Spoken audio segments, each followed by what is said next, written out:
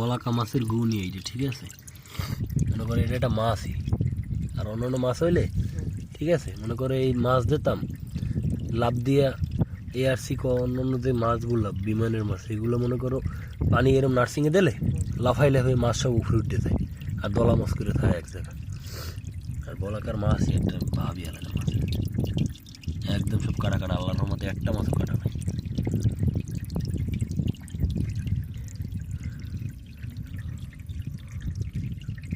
এবছরের একদম সেরা মাছ হয়েছে বলাকা।